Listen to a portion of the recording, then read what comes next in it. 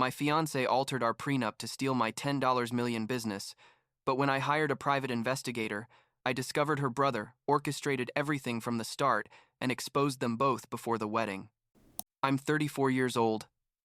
I own a chain of organic grocery stores, and 6 months ago, I was about to marry the woman I thought was the love of my life. Spoiler alert, she wasn't.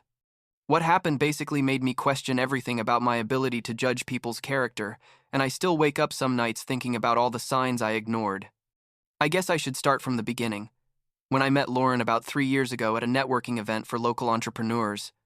Lauren worked in social media marketing for fashion brands, and when I met her, I thought she was smart, funny, and honestly very different from the people I normally met in my business circle. I had spent the last 10 years building my business from scratch. You know, I started with a single organic store in a neighborhood where nobody believed it would work, and by the time I met Lauren, I already had 12 stores across 3 states. I'm not saying this to brag, but it's important to understand what came after. You know, what I mean? My life was basically work, expand the business, work more, and occasionally go out with friends when I had time. The relationship with Lauren progressed naturally during the first 2 years. She had her career, I had mine, we'd see each other on weekends, travel together when we could, and everything seemed to work well. I liked her family from the start. I mean, her parents were normal middle-class people, a bit traditional but kind. Lauren had 2 siblings, Hannah, who was the youngest, and Derek, who was the oldest. Hannah was always cool with me, but Derek was another story. The guy was like 37 years old at that point and already had 3 divorces. 3. And a history of failed businesses that his family would mention in hushed tones during family dinners. But anyway, I thought, not everyone can be successful, and it's not my place to judge, right? I proposed a year ago, on a coastal trip we'd been planning for months. Lauren said, "Yes." We cried. It was all very emotional and perfect, like a movie proposal. We started planning the wedding for September of this year, and that's when I had the conversation that, looking back, I should have handled differently. One night, like 2 months after the engagement, I told her we needed to talk about a prenuptial agreement. Don't get me wrong, it wasn't because I didn't trust her or because I thought we were going to get divorced, but because my lawyer had literally been bugging me for years about this, especially since the business started expanding fast. Lauren took it super well, which honestly surprised me because I've heard horror stories about couples fighting for months over this topic. She basically said, "It makes sense. You built this business long before you met me. I have my own career. I don't see why it would be a problem." We talked about terms that seemed fair to both of us. Something basic like protecting the business and assets each of us had before marriage, but sharing everything we build together after getting married. My lawyer drafted something. We sent it to her and her lawyer, and everything seemed to be on track. Then, like 3 months ago, Derek came back to town. He'd been living in another state after his 3rd divorce, supposedly working on some startup project that never really took off, and suddenly he showed up saying he wanted to be closer to family. Lauren was happy to have him back, and I tried to be the good future brother-in-law, like I invited him to dinners, talked to him about business, even gave him some advice when he asked about inventory management because he was considering opening a store of something. He was never very specific about what. This is where things started getting weird. But so gradually that I didn't see it coming. Lauren started asking questions about the business that she'd never asked before, like how much we were invoicing per month, what the profit margins were, if I had plans to open more stores, how liquid my assets were. At first I thought maybe she was just trying to understand my work better because we were getting married, you know? Like she was showing genuine interest in what I did. But then she started making comments about how fun it would be if she could help with the store's marketing, or maybe have a more official role in the company after we got married. I'd tell her things like, "Sure, we can talk about that in the future," but in my head, I was thinking she already had her career, and I wasn't sure about mixing business with marriage. I also noticed she was spending more money than usual. Lauren had always been responsible with her finances, but suddenly there were expensive purchases, like a designer bag that cost like $3,000, shoes she didn't need, fancy restaurant dinners with her friends, where the bill would reach $500. When I asked her about it, She told me she was just enjoying herself a bit before the wedding, that it was her special moment, and I thought, well, who am I to tell her how to spend her money? But it was strange because she wasn't like that before. Then, one Tuesday afternoon, I was in my office reviewing some documents with my assistant Michelle when we found something that basically made my blood run cold. The prenuptial agreement that Lauren had returned, signed, wasn't the same document we'd sent her. There were changes, significant changes that would basically have given her half the business immediately after we got married, plus rights over any future expansion, and a clause that said if we got divorced for any reason, she'd have the right to keep her stake in the company. Michelle looked at me and said, "Ryan, this can't be a mistake. These changes are too specific and strategic." I sat there with that document in my hands for I don't know how long, feeling like someone had punched me in the stomach. The fine print had been modified in a way that only someone with legal or business knowledge could have done. It wasn't something Lauren could have thought of on her own. She was good at marketing, but knew nothing about corporate structures or complex legal agreements. That night I got home and asked her directly about the changes in the prenup. Lauren acted all confused at first. Like, what are you talking about? But when I showed her the differences side by side between the documents, her face changed. She told me her lawyer had recommended those changes, that they were just standard protections for her in case something happened, that I was overreacting. I said, "Lauren, these standard protections basically give you control over my business that I built for 10 years before I met you. How does that make sense?" She got defensive, started saying that maybe I didn't trust her, that if I really loved her, I wouldn't care about sharing what was mine. All that classic emotional manipulation. I didn't sign anything that night, obviously. I told her we needed to review everything with both lawyers present and arrive at something fair for both of us. She agreed but was visibly upset, and we spent the next few days basically not talking much. It was uncomfortable and horrible. But I knew I couldn't let something like this slide. A week later, I had an important meeting with potential investors to open 3 new stores in a state where we didn't have a presence yet. We'd been working on this proposal for months. It was a huge opportunity for the business. We were in the middle of the presentation when Lauren showed up at the office, something she'd never done before without warning, and asked to speak with me urgently. I told her I was in a meeting and we could talk later, but she insisted, like, "I need to talk to you now. It's important." The investors were there looking at us uncomfortably, and I didn't want to make a scene, so I went out to the hallway with her. Lauren told me she'd been thinking a lot about the prenup, and that maybe we could reach an agreement, but that I needed to understand that after we got married, she was going to be my partner in life and in business. That's what marriage meant. She was basically assuming she'd have some kind of role in my company, and when I asked her who had put that idea in her head, because we'd never talked about that, she got super evasive. I ended up having to ask her to leave because I needed to get back to my meeting. And when I returned, the investors had that look of this guy doesn't have his personal life under control. And the meeting basically went to hell. That night, Derek called me. Yeah, Derek, Lauren's brother. He told me he wanted to meet me for coffee, that we needed to talk man to man about Lauren, and about how I was making her feel insecure with this whole prenup situation. I agreed because, honestly, at that point I was still trying to make things work, and I thought maybe he could help mediate or something. We met at a coffee shop near my office the next day. Derek started the conversation super casual, asking me about the business, congratulating me on the success, saying he'd always admired my work ethic. Then he switched the subject to Lauren and started saying that she really loved me but was worried about her future, that what would happen if I got tired of her or if the business became so demanding that I didn't have time for family. I told him those were valid concerns, but had nothing to do with giving her half my company in a prenup modified without my knowledge. Then Derek dropped something that made me realize this was much bigger than I thought. He told me, literally, "Look, Ryan, Lauren and I have been talking, and we think if she's going to be your wife, she deserves to have a more active role in the business. Maybe I could help too. I have management experience and could be useful." At that moment, everything clicked, like all the puzzle pieces came together in my head.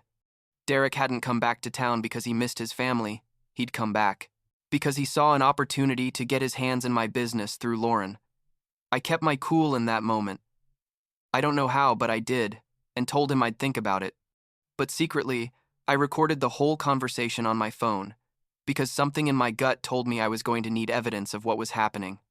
Derek kept talking, increasingly open about his ideas for the business, about how he could handle operations while I focused on expansion.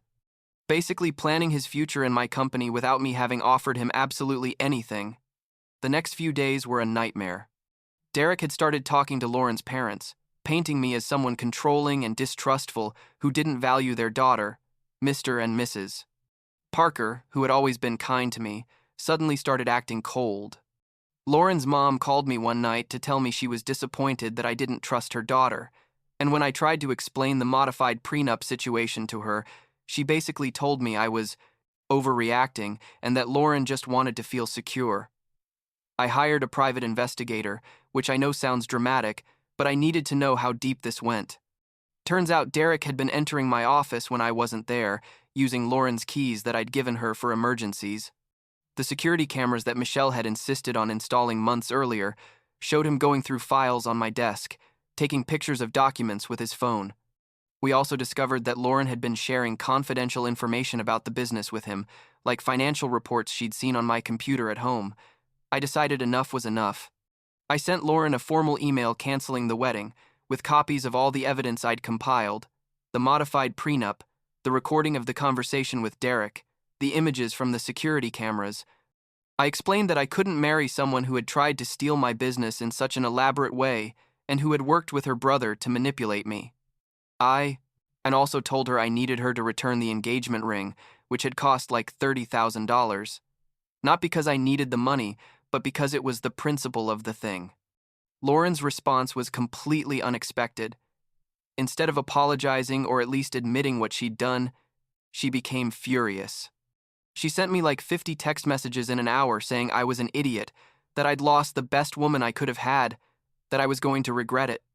Then, and this is what I still can't believe, she took the emergency credit card I'd given her to use only in case something happened when we were together and went shopping. In 3 days, she spent $122,000. $122,000. Bags, shoes, jewelry. She even bought a trip to Europe for her and her friends. When I saw the statement, I almost had a heart attack. I called her immediately and told her I was canceling the card right then, that what she'd done was basically theft. She started, screaming that she had a right to that money, that I'd promised her a life together, and that she'd invested time in our relationship.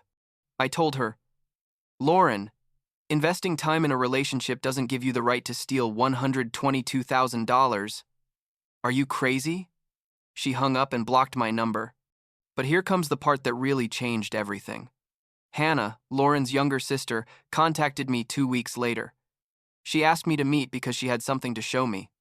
We met at a park near her house, and she brought a laptop. Derek's laptop. Turns out Derek had left his computer at his parents' house, and Hannah, who's a graphic designer and was using the living room to work, accidentally opened it thinking it was hers. What she found was basically all the evidence of the plan Derek had been orchestrating for months. There were Excel documents with projections of how much my business would be worth in the next 5 years, notes on how to manipulate Lauren into changing the prenup, messages with a fake lawyer who supposedly had recommended the changes in the agreement, even a timeline of when Derek planned to start working at the company after the wedding. Everything was there, like a master plan of how to basically steal my business using his sister as a tool. Hannah was crying when she showed me all this, saying she couldn't believe her brother was capable of something like this, and that she was so sorry Lauren had been so naive as to let herself be manipulated. I asked Hannah if Lauren knew about all this, if she'd been a conscious accomplice, or if Derek had manipulated her too. Hannah said she honestly wasn't sure, that Lauren had mentioned some things that sounded like they came directly from Derek, but that maybe she didn't understand the magnitude of what they were doing. I don't know. Even now, I'm not sure how much Lauren knew from the beginning versus how much was Derek's manipulation. Part of me wants to believe she was a victim, too, but another part thinks that an adult person of 29 years should be able to realize when they're being used to scam someone. I took all the evidence Hannah gave me to my lawyer. He basically told me I had a solid case if I wanted to proceed legally, but that I could also just cut all ties and move on with my life. I told him I needed to think about that, because honestly I was emotionally exhausted from all the drama. Lauren tried to contact me a few weeks later after Hannah told her she'd exposed Derek's plan. She sent me a long message saying she was so sorry, that she hadn't fully understood what Derek was doing, that she really loved me, and that we could start over. I responded once, only once, explaining that even if she'd been manipulated by her brother, the fact that she'd modified the prenup without my knowledge, had interrupted my business meeting, had shared confidential information, and had spent over $100,000 in revenge, showed me exactly who she was. When things didn't go her way, I told her there was no way to rebuild trust, that foundation simply didn't exist anymore. She kept trying for a while, sending me flowers to the office, showing up at places where she knew I'd be. She even asked her mom to call me to mediate. Mrs. Parker had finally seen the evidence Hannah had shared with the family and was mortified. She told me she had no idea Derek had been manipulating Lauren and that she was so sorry for everything that had happened. I thanked her but told her I needed distance from the whole family, that it was too painful. Derek tried one last desperate move. He hired a lawyer and threatened to sue me for defamation, saying I'd ruined his reputation with my family and friends by sharing the accusations against him. My lawyer basically sent him all the evidence we had, including the recording of our conversation at the coffee shop and the files from his laptop, and we never heard from him again. Then I found out from Hannah that Derek was facing charges for corporate espionage because apparently he'd tried to sell some information about my business to a competitor, which honestly didn't surprise me at all.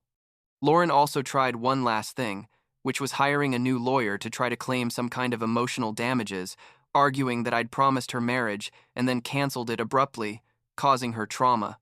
That went nowhere because we had complete documentation of everything that had happened, but the fact that she tried showed me she really never understood the gravity of what she'd done. I had to make significant changes in my life after all this. I updated all security protocols at my offices, changed all access and passwords, even changed personal assistants because I realized I needed someone I could trust completely. Michelle is still with me. She was a rock through all this, but I hired someone else for the legal department specifically to review any agreement or contract before I see it. I started therapy, which I never thought I'd need, but turns out discovering that the person you were going to marry was trying to rob you and was manipulated by her brother to do it is something that leaves you with pretty serious trust issues. My therapist has helped me work on that. To not see all women as potential threats just because one betrayed me so elaborately. The business is better than ever, ironically. I opened the 3 new stores in the state where we were planning to expand, and sales have exceeded projections. Sometimes I think about how Lauren and Derek would have managed the business if their plan had worked, and it gives me chills because I know they would have ruined it in less than a year. Derek had no idea how to run a successful company, and Lauren, as talented as she was in her field, didn't have the experience or vision to manage a chain of stores. Hannah and I stay in touch occasionally. She apologized like 1,000 times for what her family did to me, although I told her she didn't have to apologize for her brother and sister's actions. She tells me Lauren is working again in marketing, that Derek moved to another state again after the legal charges, and that her parents are trying to process everything that happened. Apparently, the family had a pretty serious crisis after everything came to light, with fights about who knew what and when. Last week, I was invited to a friend's wedding, and honestly, I was nervous about going alone, about facing the inevitable questions about why I canceled my own wedding a few months ago. But I went, and it turned out fine. Nobody asked much, and those who knew something about the situation were respectful and didn't dig into details. I saw the couple so happy, and part of me felt envious, but another part felt relieved that I wasn't tied to someone who saw our marriage as a business transaction more than a union of 2 people who love each other. Do I regret proposing to Lauren? Sometimes yes. Sometimes no. Yes, because all this chaos could have been avoided. No, because I learned a lot about myself and about what to look for in a partner. Now I know that next time I consider marrying someone, I'm going to pay more attention to warning signs, to weird questions about money, to sudden changes in behavior. I also know I'm going to get to know that person's family much more deeply before committing, because clearly Derek was a problem Lauren and her parents had been ignoring for years. The engagement ring was finally returned to me after my lawyer sent her a formal letter threatening legal action. I sold it and donated the money to a local charity that helps women entrepreneurs start their own businesses. It seemed appropriate. like transforming something so negative into something that could help other people.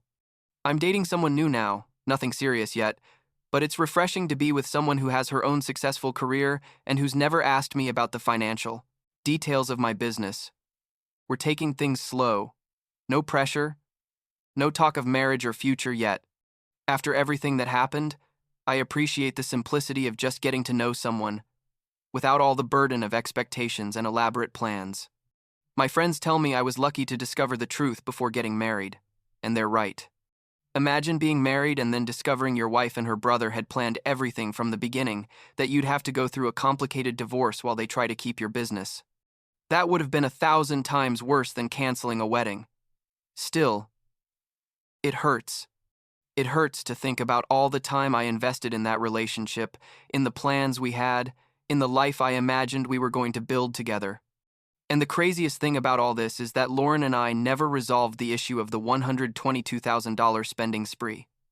And my lawyer told me I could sue her to recover the money, but honestly, I want to close that chapter of my life. I consider those $122,000 as the price I paid to get out of a disastrous marriage, and when I look at it that way, it almost seems like a bargain. Almost. Sometimes I wonder if Lauren ever really loved me, or if Derek manipulated her from the beginning, even before we met. I'll never know the answer to that question, and I guess it's okay not to know. What I do know is that I trusted the wrong person, ignored signs that should have been obvious, and paid an emotional and financial price for it. But I survived, my business survived, and now I'm much more cautious and conscious of the people I let into my life. The other day, I was at one of my stores doing a routine inspection when a customer recognized me and asked if I was still engaged to that pretty girl who used to come with me to the store. I told her no, that things didn't work out, and she said something that's been spinning in my head. Sometimes blessings come, disguised as disappointments. She's right, I think. This massive disappointment saved me from something that would have been much worse in the long run.